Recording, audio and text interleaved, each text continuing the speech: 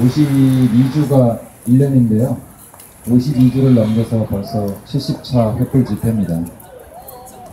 대한민국의 민주국가, 또 정의로운 국가, 또 상식이 바로 선 나라라고 한다면 진작 우리들은 이렇게 거리로 나올 필요도 없었을 겁니다. 2012년 12월 19일 18대 대선이 치러졌는데 헌정유린 사태, 그러니까 선거 전날 당선자가 이미 정해져 있었던, 선거 없이 대국민 사기극만 저질러진 18대 대선을 우리가 지켜본 지도 2년 4개월이 넘었습니다. 우리가 지켜본 것이 꼭 18대 대선, 이 명백한 부정선거만은 아닙니다. 2014년, 그러니까 작년 4월 16일 전 국민이 보는 앞에서 대한민국 국민들, 대한민국의 아이들 수백 명을, 304명을 학살하는 장면들을 우리들이 봤습니다. 두 눈으로. 또 18대 대선에서 선거가 있기 며칠 전에 이미 명백한 부정선거라고 하는 것을 우리들이 다 봤습니다. 국정원이 동원이 돼서 선거 개입을 할 수 있는 겁니까? 이미 부정선거였던 겁니다. 국정원뿐만 아니라 군사이버사령부에서 선거에 개입한, 선거도 전에 부정선거였었던 선거가 바로 18대 대선입니다. 대한민국이 민주국가, 또 법치국가라고 한다면 절대 있을 수 없는, 있다고 한다면은, 발생했다고 한다면 그 즉시 응징해야 될, 민주국가에서 최악의 부정은 부정대선입니다. 여러분들도 길 지나가시다 보면은 큰 현수막에다가 부정부패를 끊어내겠습니다. 아니, 정확한 문구는 모르겠습니다만 부정부패를 끊어내겠습니다라고 하는 새정치민주연합의 현수막을 보실 겁니다. 민주국가에서 최악의 부패는 부정대선입니다. 부정대선에 입 닫고 침묵하고 있는 정당에서 너무나 비겁하지 않습니까? 어떻게 이렇게 국민을 기만합니까? 이렇게 명백한 부정선거에 부정선거다, 부정선거라고 하는 증거가 너무나 많지 않습니까? 지금 전 국정원장 원세호는 공직선거법, 그러니까 국정원법뿐만 아니라 공직선거법 위반으로 실형을 받아서 서울구치소에 갇혀 있습니다. 이런 상황인데도 또 군사이버사령부의 관계자들이 검사로부터 징역 5년을 구형받아져 있는 이런 상황에서 당시에 당사자였었던 문재인과 새정치민주연합이 지금 부정선거 문제 삼지 않는다라고 하는 당론을 가지고 국민들을 이렇게 기만하고 있는 겁니다. 지금 현재 대한민국 무정부 상태, 정통성을 인정받은 정권이 아니라 정통성을 완전히 부정하고 부정선거로 정권을 찬탈한, 너무나 터무니없는 부정선거의 증거들은 많이 있습니다만 아주 결정적인 것은 국정원 군사이버사령부를 포함해서 더 너무나 참담한 것은 18대 대선이 2012년 12월 19일에 열렸는데 선거 하루 전날인 12월 18일 오후 1시 11분 다음날에서 선거 결과가 선관위 서버에 미리 입력되어 있었다고 하는 증거를 시민들이 증명해낸 겁니다. 어떻게 선거 전날 다음날에서 선거 결과가 미리 선관위 서버에 입력되어 있을 수 있습니까?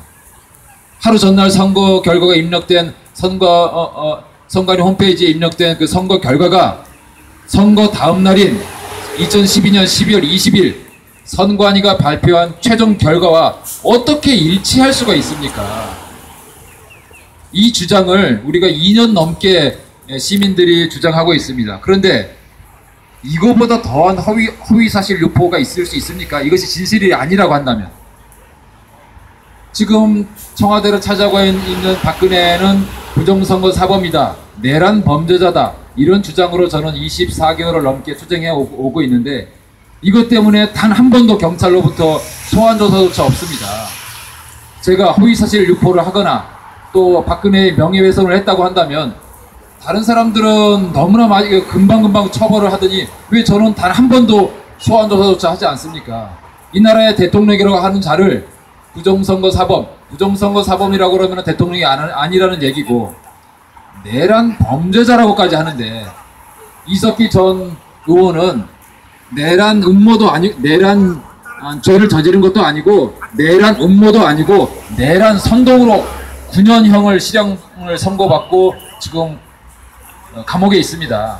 그런데 저는 그거보다 더 심한 말을 2년 4개월 전부터 했어요. 박근혜는 부정선거 사범 내란 범죄자다라는 말을. 제가 1인 시위 한 곳이 어디냐면은 새누리당 앞에, 새누리당 당사 앞에, 국회 앞에, 또 청와대 앞에, 시청 앞에, 광화문 광장, 또 부산의 문재인 의원 사무소 앞에, 대법원 앞에, 그렇게 많은 곳에서 제가 거리에서 투쟁한 것만 해도 600 몇십일, 700일을 가까울 겁니다. 이렇게 투쟁하는 동안 단 한 번도 허위사실 유포, 명예훼손으로 소환조사조차 없습니다. 왜 그러겠습니까?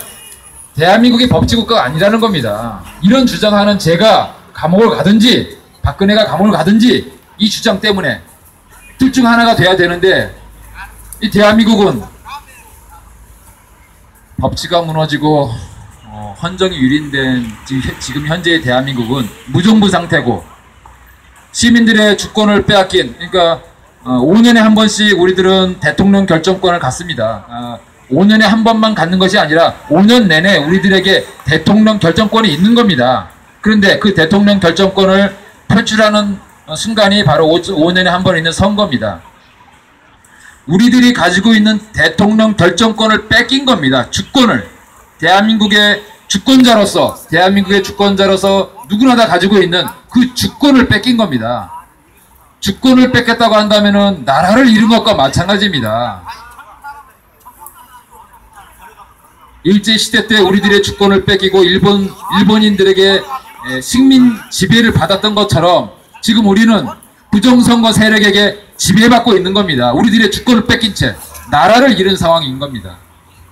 이런 참담한 상황을 저는 견딜 수가 없습니다. 그래서 작년 겨울에 광화문 광장에서 노숙 농성을 하려고 했었습니다. 1인 노숙 농성을 하려고 했었는데 작년 12월에 여기 우리 횃불 시민연대에서 한 달 동안 여기서 이제 집중 농성을 했었지 않습니까? 그래서 유보됐었던 건데요. 다음 주 월요일 5월 11일에 광화문 광장 제가 매일같이 우리 83세 김재원 어르신과 같이 시위해 오던 그 장소에서 단식 투쟁 들어갈 겁니다.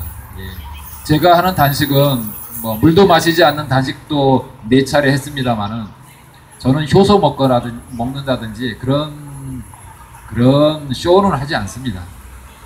제가 하는 단식은 저는 목숨을 내놓고 제가 왜 이렇게까지 해야 되느냐면 저는 일개 시민입니다. 일개 대리운전이나 해서 먹고 사는 일개 시민이고 소시민이 자기 주장을 증폭시키기 위해서 내 주장이 이러니까 내 주장을 들어달라라고 하는 마지막 수단이 단식 투쟁입니다. 또 그거보다 더한 투쟁, 그 마지막 수단이 분신이겠죠. 근데 티베트의 그 승려들은 티베트의 독립을 위해서 분신하고 합니다. 이 분신이 죽는 게 아닙니다. 승려들만 죽으면 죽는 게 아닌 게 아니라 우리들 모두 다 죽음을 두려워할 필요가 없습니다. 그 이야기는 더 나중에 할 수 있을 것 같고요. 월요일부터 저는 5월 11일 오전 10시를 지금 계획을 하고 있습니다. 정확한 시간은 변동이 될 수 있습니다만 오전 10시에 18대 대선 선거 무효소송 속행을 위한 단식 투쟁을 시작할 겁니다. 4월 29일 우리 보궐선거가 있었습니다. 그때 이제 최일선에서 이제 선거운동을 하셨던 분이 계십니다. 그 사회주의자 우리 이주연 동지님 모셔서 잠시 이번 보궐선거의 의미 또 천정배 장관이 얘기했었던 호남 정치 부활이 호남 정치만의 부활이냐? 그렇지 않고 또 다른 의미가 있느냐 이런 말씀들 들어보겠습니다. 그리고 이제 오늘은 지금 너무 늦어졌으니까 이제 조금 이제 축소해서 이제 간략하게 말씀해.